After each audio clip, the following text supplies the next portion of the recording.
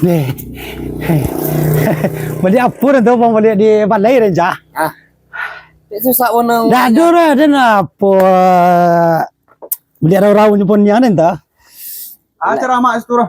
Dah ada pero raun ya. Orang pun jangan lihat. Pom. Mantuk dah. Ara, Pak Ama. Ada lah usul dah. Ana ada usulan. Dah. Ya bombok dia itu. Dah tersangkut ko siya tu kiro de lakang pun tu ada udah dah. De dah mau ada. Ada yang salah kang. Ida dah mau ada. Tu.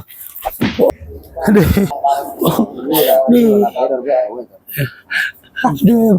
Pak Ama. Ada ante nomor. Dan nombor sasang kurang kita cabiak dan tu kirinyo kiro. Ini semara mombo aja bulo dah. Iya ba ale pong. 7 juta aja mombo. Pong Kalau kata kurang nak mula tu duit dan nak terima. Ija tadi nak tolong dan apa ya bau ngecek modal tu kan guna kerengkang pong nomor dan de Kau tahu dah masalah ante dan duitnya tu. oh ya le bahaya.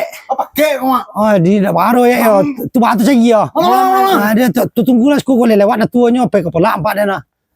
Adik. Kemudian Dia. Mau mai apa kau dia? Mai Pak Lek mai kau dia. Mak balik di bawah dah. Di bawah marah lu dah ke bawah dah. Jalan kau kau eh. Ayolah jalan ke dah ke bawah dah.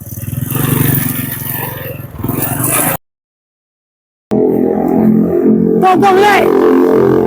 Masuk ke lempak dan.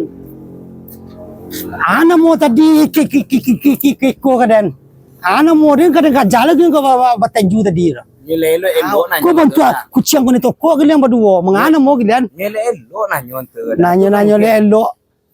Ana mau kurang dan lah yo lo dan tadi dia gila lo sakit jo ha. Pong kalongan tu seorang pawawa dah. Allah dan kerengkang bayar.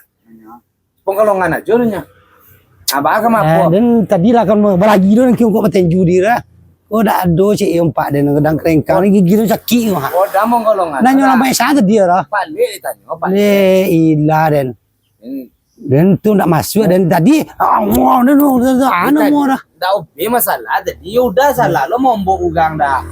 Allah dan dia ada biji dah ada masuk lagi dan masuk dan bontia tu urusan dah. Dah ada masuk dah.